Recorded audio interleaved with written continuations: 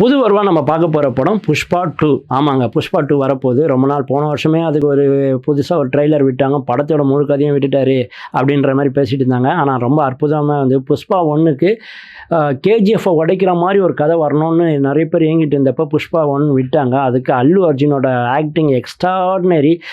சுகுமாரனோட இது screen play பார்த்தீங்கன்னா வேறு லெவல். ஏற்கனவே அவங்க ரங்கஸ்தலம்னு ஒரு படம் பண்ணியிருப்பார். ராம் சரணையும் நம்ம சமந்தாவையும் வச்சு சரியான ஹிட்டு. அந்த வகையில் இந்த படமும் செம்மையாக பண்ணியிருந்தார். இந்த படம் வந்து அல்லு அர்ஜுனுக்கு வந்து நேஷ்னல் அவார்டை தேடி கொடுத்தது. அந்தளவுக்கு ஃபஸ்ட்டு சீன்லேயே சொல்லுவார், நான் சுத்த தெலுங்கண்டா அப்படின்னு சொல்லிட்டு. அவர் சுத்த தெலுங்குனா அவர் சொல்லிக்கலாம். பட் அவரோட ஃபஸ்ட் ஆஃப் எல்லாமே சென்னையில் இருந்ததுனால அவர் பாதி தமிழனாக தான் நம்ம பார்க்குறோம்.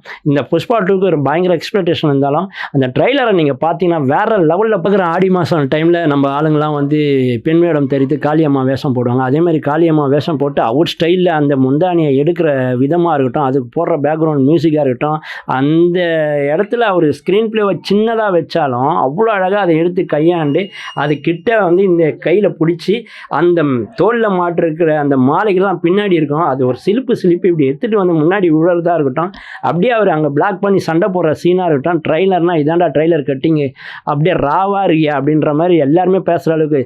அதாவது பேன் இண்டியாவுக்கு ஒரு ட்ரெய்லர், அதுவும் சின்னதாக குட்டியாக அழகாக பண்ணியிருக்கிறாரு. ரொம்ப எக்ஸ்பெக்டேஷனோடு எல்லாரும் காத்துட்ருக்கோம். கண்டிப்பாக இந்த படமும் ஒரு பேன் இண்டியா மூவியாக பெரிய சக்ஸஸ்ஃபுல்லாக ஹிட் ஆகுன்றதுல எந்த ஒரு குறையும் கிடையாது. எல்லாருமே எதிர்பார்ப்போடு பார்க்குறாங்க.